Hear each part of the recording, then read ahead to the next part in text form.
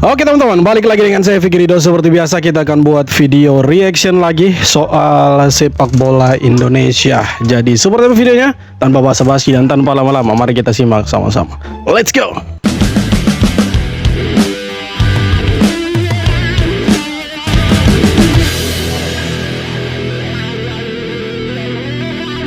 Dapat restu FIFA.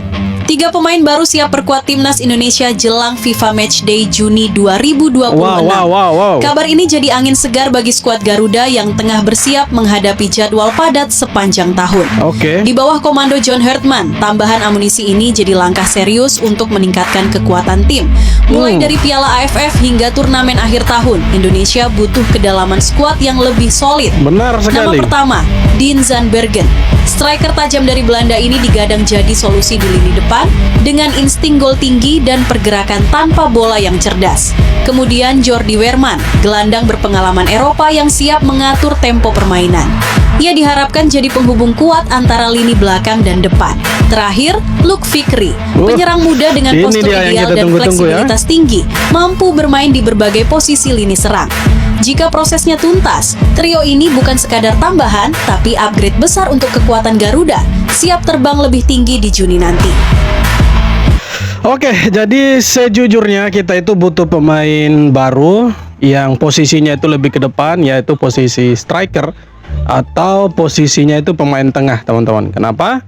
Karena untuk sekarang kita sangat kekurangan pemain-pemain yang posisinya ada di depan dan juga tengah. Terlihat jelas kemarin waktu kita bermain di FIFA Series, ya Miliano cedera, tidak ada opsi yang bisa ya digantikan. Kemudian Tom Haya juga kena hukuman dari FIFA, dan akhirnya tengah juga kita terlihat sekali agak kurang kalau Tom Haya tidak ada. Nah, kalau 3 pemain ini itu dinaturalisasi oleh PSSI, saya pikir ini salah satu terobosan dari PSSI lah. Mereka mau supaya lini depan kita itu semakin bagus. Nah, sekarang kalau mau kita lihat, kita itu hanya mengandalkan oleh Romeni di depan. Ya, kalau kita lihat pemain-pemain lokal sepertinya ada, cuma ya tidak sesuai dengan skenario dan juga skemanya John Hartman. Ya, kemarin ada Ramadan Sananta, tapi agak kurang lah ya. Nah, kalau Luke Fikri dinaturalisasi, kemudian Jordi Weerman, kemudian Dean Zandbergen, saya pikir 3 pemain ini itu bisa jadi opsi ditaruh di lini depan. Apalagi Dean Zandbergen yang di Divisi 2 Belanda itu lagi gacor-gacornya. Beberapa pertandingan itu cetak hat-trick, kemudian brace. Nah, dia selalu cetak gol. Kemudian ada Luke Fikri. Luke Fikri ini salah satu pemain muda yang menurut saya ya ini harusnya dinaturalisasi cepat oleh PSSI. Dan satu lagi pemainnya Madura United yang dulu seharusnya dia sudah dinaturalisasi, si Jordi Weerman ini, teman-teman. Nah, kalau 3 pemain ini naturalisasi, saya pikir lini depan kita akan semakin bagus. Yakin saya, sangat-sangat yakin. Teman-teman bagaimana? Pasti yakin lah. Tidak mungkin tidak yakin. Dan Beckham Putra tidak dipanggil timnas untuk Piala AFF Min. Pelatih timnas Indonesia John Hartman tidak memasukkan 2 pemain langganan ini, dan justru memilih beberapa nama dari Persib Bandung seperti Tom Haya, Mark Klok, dan Sadil Ramdhani. Ternyata alasannya cukup jelas karena Piala AFF ini bukan agenda resmi FIFA, jadi loba pemain inti tidak diprioritaskan. Tapi kenapa Mang Hai tetap dipanggil Min? Mungkin karena Mang Hai masih menjalani sanksi larangan bermain dari FIFA dan belum bisa bermain di pertandingan resmi, makanya di Piala AFF ini beliau juga dipanggil.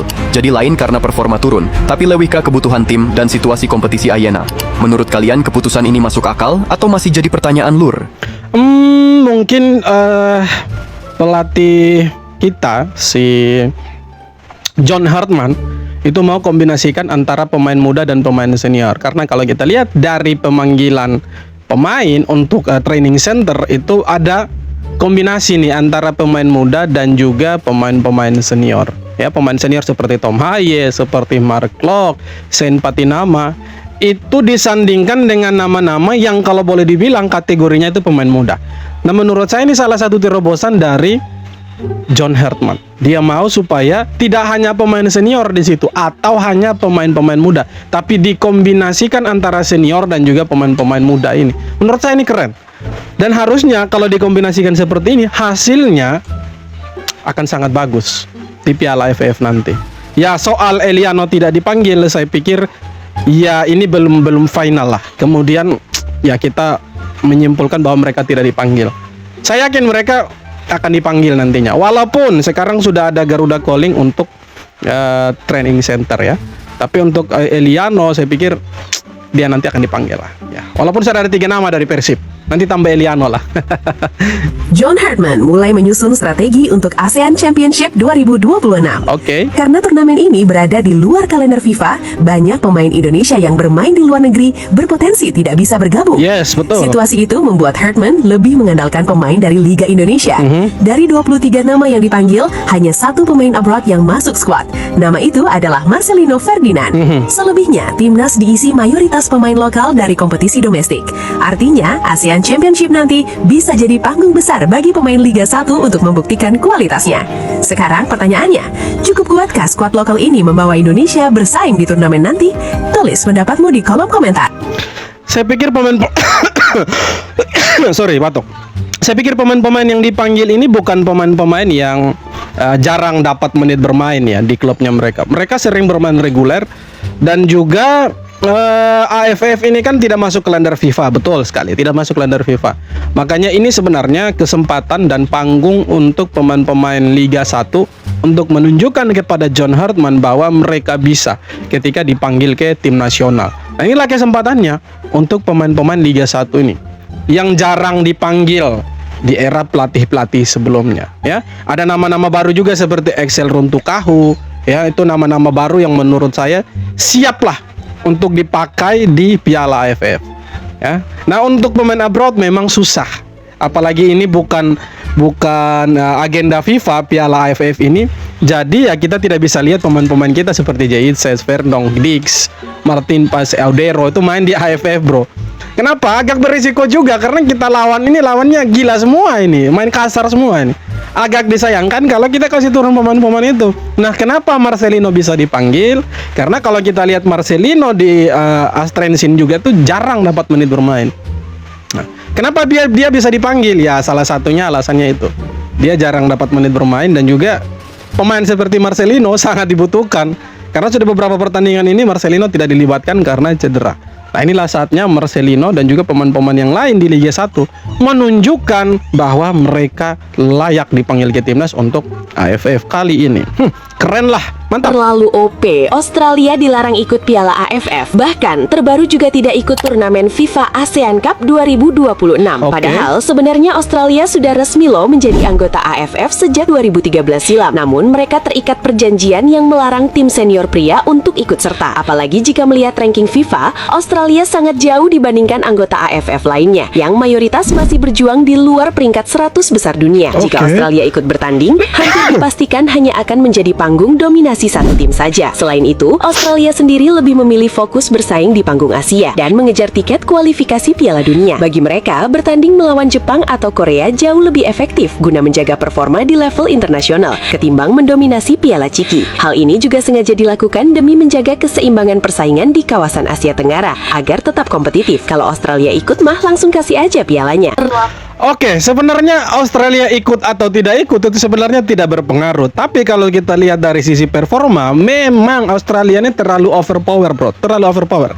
Ya kalau dilihat dari sisi ranking FIFA, memang mereka di 100 besar ke atas ya. Nah, negara-negara Asia Tenggara yang masuk 100 besar itu cuma Vietnam dan juga Thailand, teman-teman. Sedangkan Indonesia masih ada di 122. Nah, kalau Australia ikut sebenarnya itu bagus. Kenapa? Karena bisa melihat skuad tim-tim Asia Tenggara ini sampai di mana ketika berhadapan dengan Australia.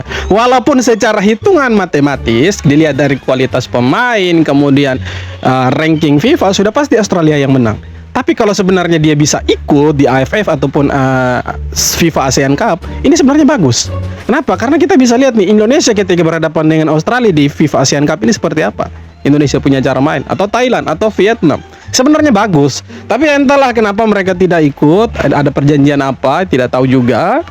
Nah, itu ya agak disayangkan kalau Australia tidak ikut. Sebenarnya bagus lah kalau Australia itu ikut.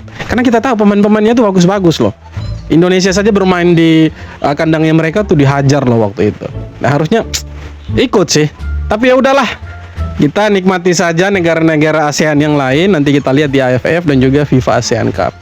Indonesia bisa apa di bawahnya John Hartman. Tapi saya yakin kita bisa bicara banyak di sana. Emak-emak ini minta difotoin, tapi nggak sadar yang pegang kamera adalah kapten Persija. Minta tolong difotoin, lupa mereka ini kapten Persija sekaligus kaptennya timnas ini. Mereka tidak tahu ya, mama-mama ini tidak tahu ya. Mungkin mereka jarang nonton bola, mungkin suaminya yang nonton bola. Sedangkan mereka itu nontonnya itu drama Cina gitu. Rido sampai jadi fotografer dadakan di bandara. Aksinya langsung menarik perhatian rekan setimnya, dan momen itu pun viral di media sosial. Emak-emak ini Pasti kawan-kawannya Rido bilang gini, loh kok kapten kita jadi fotografer gitu. Ya mamanya tidak tahu, wajar lah. Mereka kan sukanya dracin bukan bola. Lain halnya kalau ada suaminya di situ pasti dibilang, "Ma, salah itu. Kapten Persija itu, Ma." Itu juga kapten timnas itu. Tapi kan suaminya tidak ada, makanya mamanya itu gampang sekali minta foto jadi fotografer Rizky Rido. Geger, Levin Kurzawa terlihat mengenakan jersey timnas Indonesia. Padahal Kurzawa Jangan-jangan mau dinaturalisasi ini. Jangan-jangan ya, jangan dianggap serius bro, jangan dianggap lama serius. berada di Indonesia sejak bergabung dengan Persib Bandung. Oke. Momen itu tertangkap kamera usai sesi latihan bersama tim. Yang mau nonton Persib versus Arema bisa langsung klik link yang ada di bio. Momen ini langsung jadi sorotan dan memunculkan Nomor 19, spekulasi. Cok. Apakah Kurzawa mulai betah dan jatuh cinta dengan Indonesia? Apakah mungkin suatu saat Kurzawa dinaturalisasi? Agak sulit sih karena dia pernah bermain untuk Prancis senior dan juga secara usia ya udah tua lah. Di Persib saja dia jarang dapat menit bermain gitu ya. Apalagi di timnas gitu. Timnas Indonesia, Cok. Susah ya. Ini mungkin bajunya Tom Haye ini karena kalau kita lihat Tom Haye di timnas itu nomor 19. Nah, Tom Haye sama Levin Kurzawa ini kan satu tim mereka di Persib Bandung. Bisa jadi dia ini dapat hadiah ya, jersey nomor 19 Erspo ini. Itu dia dapat hadiah dari temannya itu, si Tom Haye itu. Bisa jadi ya. Kalau untuk dinaturalisasi, ya, no, tidak bisa. Belum juga peluit dibunyikan, netizen Oke. Oman sudah berani sesumbar menyebut Oke. Stadion Utama Gelora Bung Karno sebagai tempat misi mudah untuk mempecundangi anggap remeh timnas mereka. Indonesia. Keangkuhan ini dipicu oleh rekor sejarah yang mencatat Indonesia belum pernah menang atas Oman sejak tahun 2000, termasuk catatan buruk saat bermain sebagai tuan rumah. Namun, meremehkan skuad asuhan John Herdman saat ini adalah kesalahan besar yang bisa menjadi bumerang mematikan bagi tim tamu. Yes, betul. Dengan transformasi kualitas pemain yang jauh lebih tangguh dan dukungan militan puluhan ribu supporter di GBK, Garuda siap memutus rantai sejarah kelam dan membungkam kesombongan lawan. Laga pada bulan Juni mendatang bukan sekadar perebutan poin FIFA, melainkan panggung pembuktian bahwa Indonesia yang sekarang tidak lagi bisa dipandang sebelah mata. Oke, jadi kalau mereka anggap remeh timnas Indonesia, biarkan saja. Kenapa? Karena belum tentu juga mereka datang ke GBK untuk menang. Bisa jadi mereka datang ke GBK itu untuk dikubur dalam-dalam ya. Karena kita juga punya sejarah belum pernah menang lawan Australia terus Arab Saudi. Kemudian mereka datang ke GBK dikubur 2-0. Bahrain juga sama. Nah, sekarang Oman ya akan menjadi calon lawan kita di FIFA Matchday bulan Juni nanti. Mereka punya netizen itu sudah sombong bahwa mereka bisa mengalahkan Indonesia. Tidak salah juga sebenarnya. Kenapa? Karena mereka lihat dari sisi sejarah bahwa mereka selalu menang ketika berhadapan dengan Indonesia. Tapi ada satu hal yang mereka lupa. Apa? Mereka lupa timnas Indonesia yang sekarang pemain-pemainnya itu udah berbeda dari pemain-pemain yang dulu mereka kasih kalah. Sekarang mayoritas pemain kita itu adalah pemain-pemain yang bermain di Eropa. Secara kualitas, secara taktik individu otomatis lebih bagus daripada pemain-pemainnya Oman. Ya. Kalau kita lihat dari sisi yang lain, misalnya kita geser sedikit ke sisi market value. Kalau kita lihat dari sisi market value, itu Oman jauh di bawahnya Indonesia. Mereka sekitar ya 100 sampai 200 miliar lah. Kalau Indonesia kalian tahu lah hampir 1,5 triliun, 500 lebih miliar rupiah. Itu harga pasar keseluruhan pemain, teman-teman. Nah, kalau mereka sombong, biarkan saja. Kenapa? Karena memang ya mereka lihat dari sisi sejarah. Tapi kita sekarang punya J.I.C.S, punya Martin Paes, punya Emil Audero, Kevin Dix, Verdonk. Siapa lagi? Justin Hubner, Miliano Jonathan, Justin Hubner dan lain-lain. Itu kita punya pemain itu rata-rata bermain di Eropa. Belum lagi pemain-pemain yang sekarang di Liga 1 itu bagus-bagus ya. Jadi kita bisalah mengimbangi Oman, bahkan kita bisa mengalahkan mereka. Ditambah lagi kita punya pelatih juga, pelatih baru, bukan kaleng-kaleng. Dan saya yakin sekali lawan Oman kita bisa kubur mereka hidup-hidup nanti. Yakin saya. Tapi tidak apa-apa mereka sombong. Silahkan bersombong-sombong dulu, nanti baru menangis kemudian ya. Ini fakta loh yang kita bicarakan, bahwa kita punya pemain sekarang tuh bagus-bagus ya. Sudah dibuktikan di lapangan. Oke, jadi itu dia beberapa video tanggapan komentar dari netizen soal sepak bola Indonesia. Dan seperti apa tanggapan kalian, silahkan tulis kolom komentar. Dan dukung terus timnas ya, supaya mereka bisa memberikan yang terbaik untuk Indonesia. Terima kasih banyak sudah nonton. Kita jumpa lagi di video-video berikutnya. Ciao.